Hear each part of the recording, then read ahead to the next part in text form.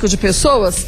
Perguntei há pouco para a Jaqueline qual é o momento mais traumático, porque a gente fala assim, pô, uma socióloga, uma psicóloga, uma senadora, eles já viram tantas coisas, nada choca mais.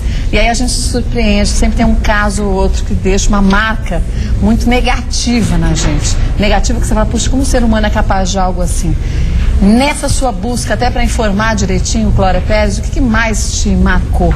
Na realidade, eu tive a oportunidade de trabalhar numa ONG na Suíça e fazer o atendimento a muitas mulheres brasileiras e dominicanas. Então, existiam casos que realmente chocam bastante. Todos os casos, cada uma tem sua história, enfim. Mas uma das histórias, tem umas 2 ou 3 que foram muito marcantes, que é uma que o marido projetou a morte dela e matou ela e o filho, né, que isso é a questão do tráfico para o casamento servil, que Lídice bem colocou.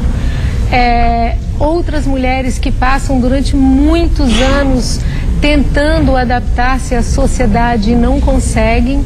Tem o caso de uma jovem baiana também que abriu processo contra a pessoa que a traficou, que foi a própria tia. A tia? E acabou com a morte da mãe e acabou depois, o caso não foi resolvido, não conseguimos comprovar de que tinha sido tráfico. E ela tentou entrar de novo com o processo, ela mora fora do Brasil, então a irmã passou a ser ameaçada, levou um tiro, enfim. Então, como solucionar esses casos onde não é mais a própria vítima do tráfico que está com falta de segurança, senão família, que todo o entorno, né? Por isso a importância de se trabalhar as leis de uma forma mais completa e mais complexa para que se possa abordar várias questões, e a questão da família é muito central nesses casos. A gente começou conversando com a doutora Marilene, que disse que a gente tem um caso de se aparecer uma oportunidade de crescimento profissional muito grande, conversar com as pessoas ao redor. Isso. E a gente vê que às vezes as pessoas se sentem um pouco constrangidas em falarem, puxa, eu caí num golpe desse. E acabam se sujeitando a uma situação de muitos anos por simplesmente se sentirem envergonhadas. Como eu fui burra de cair numa situação como essa. E aí que entra um outro ponto importante, o quanto que as autoridades têm que estar preparadas para receberem essas pessoas e para darem um auxílio, até psicológico, porque como fica a mente de uma pessoa, uma mulher, um homem, é muito grande, né? Para a pessoa envolvida, para a família, porque quando a pessoa é iludida, enganada, Kátia, em maior ou menor grau, ela vai sofrer uma consequência muito grande. E geralmente essa consequência vai causar reações físicas, psicológicas, emocionais graves, que vai repercutir na saúde mental dela. E em alguns casos pode levar até o estresse pós-traumático, que é muito sério, é muito grave. Precisa de tratamento. Às vezes a pessoa envolvida é que sofre o estresse pós-traumático. E às vezes algumas pessoas da família, muito ligadas a ela, também passam por isso. Porque às vezes se sentem culpadas, né? Quer dizer, eu poderia ter feito alguma coisa e a culpa é algo que faz a gente ficar literalmente engessada, né? Nesse sentido. E esse tipo de estresse vai tirar completamente a qualidade de vida dessa pessoa. Por exemplo, no caso, uma jovem que depois tenta voltar a ter uma vida normal, ela só vai conseguir ter uma vida normal, se reorganizar em todos os aspectos com ajuda especializada. Mas aí, Lídice, fica aquela pergunta que eu fiz também inicialmente para você, de que forma que a população pode ajudar? Porque se a gente tem determinados políticos no poder, é porque nós, de uma forma direta ou indireta, colocamos ele ali. Não adianta eu ficar sentado no sofá da minha casa dizendo que fulano e ciclano é ladrão e continuar votando na criatura. Não adianta eu falar que às vezes esse país são antigas, 1940, continuo sentada aqui, tomando meu chá da tarde, pouco me lixando. Quer dizer, a gente tem que arregaçar as mangas, aí sim, como cidadania é isso, e fazer valer aquilo que a gente precisa. Eles não fazem um favor pra gente, eles estão ali porque nós colocamos. Se a gente contrata alguém para trabalhar pra gente, a gente não quer que a pessoa se dedique, então nada mais é. Todos os governantes, a nossa presidente, todos eles estão lá porque a gente faz com que eles simplesmente sirvam como porta-voz daquilo que a gente deseja. Então, num caso tão severo como esse, como que a gente pode, como cidadão, ajudar? Primeiro, denunciando, fazendo parte dessa rede anônima de denúncias. 181. O Ministério da Justiça está atento agora, se abrindo, lançou o segundo plano de enfrentamento ao tráfico de pessoas no Brasil.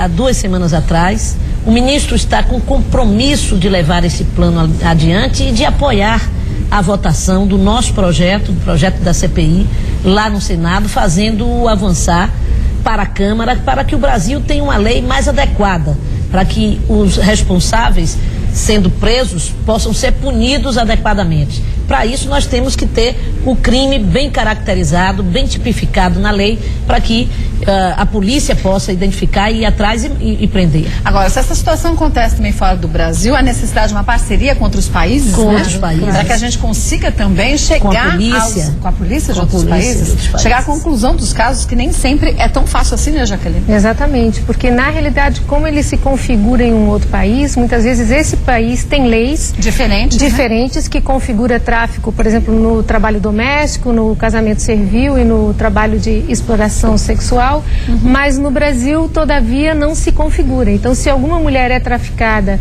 para fora do Brasil para trabalhar como empregada doméstica, que é muito comum, são convidadas para ser, são realmente, mas elas trabalham de domingo a domingo, elas não recebem aquilo que queriam. Então, aí isso se configura no engano, na coerção, na dívida, né? No cativeiro por dívida, que é configurado como tráfico. Porém, se o Brasil ainda não configura em sua lei isso como tráfico, nós não temos como enquadrar, né? nem como punir. Então é muito urgente essa aprovação dessa lei para que se possa configurar como tráfico e possa-se então punir. Mas vai para além disso, você mesma falou com a questão da prevenção. Se nós não fizermos uma prevenção correta, nós vamos até mesmo estar menosprezando muitas coisas. Por exemplo, se a gente não faz a prevenção ao tráfico para o casamento servil ou para o trabalho doméstico, nós vamos estar atingindo um público só com um tipo de trabalho, sendo que as pessoas não vão conhecer as outras formas de saída que podem ser tráfico também. As leis são importantes para punir aquele que já agiu de má fé e já agiu de uma forma inadequada, mas a prevenção é sempre, acho que é mais importante que nas tudo. Escolas, onde tem muitos jovens. Até com crianças, muitas vezes. Nas redes sociais. Aliciadas. Exatamente, Kátia. Então, a prevenção é muito importante. Mas se caso aconteceu o problema, tratem do estresse pós-traumático para reorganizar a sua vida, poderem ter uma qualidade de vida melhor. Isso é muito importante. Literalmente aí é um outro aspecto. Exato. Nós temos que trabalhar, né, nos 3 níveis: a prevenção, a punição e a proteção à vítima do tráfico de pessoas. São 3 pilares importantes. Exatamente, fundamentais. Queria deixar o nosso espaço sempre aberto aqui do Mulheres, da TV Gazeta, para que a gente possa, sempre que houver necessidade para vocês, divulgar algum ato que o cidadão tenha que conhecer. Eu acho que essa é uma forma, enfim, essa obrigação de um meio de comunicação, não é informar? É divertir, mas é informar. Mas ao mesmo tempo, eu acho que é acordar as pessoas para perceberem que eu tenho um grau de importância, você tem o mesmo, todos nós temos o mesmo peso. Quando o assunto é sociedade, o Brasil precisa de união mesmo.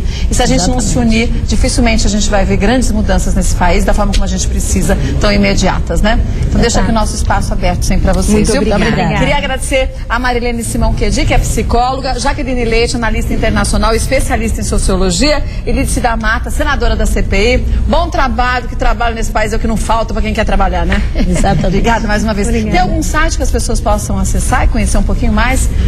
O site do Senado, no caso, né? Lá tem todo o resultado da CPI, e a proposta de projeto de lei, e também nos sites do Ministério da Justiça. Exatamente. E das ONGs. E das ONGs. O Chame é www.chame.org.br. Chame.org.br. Exato. Parabéns pelo trabalho de vocês. Obrigada. Muito obrigada. Olha, lembrando só, gente, que infelizmente isso acontece muito mais próximo do que a gente imagina. Não é só na Europa, não, viu? De um estado para outro existe sim o tráfico de pessoas e você tem que ajudar. Se você percebe algo diferente, denunciando, Disque 181, que é o Disque Denúncia anônima, e você acompanha, eles te dão um número de protocolo, você acompanha o processo para ver em que pé está sendo investigado, tá bom?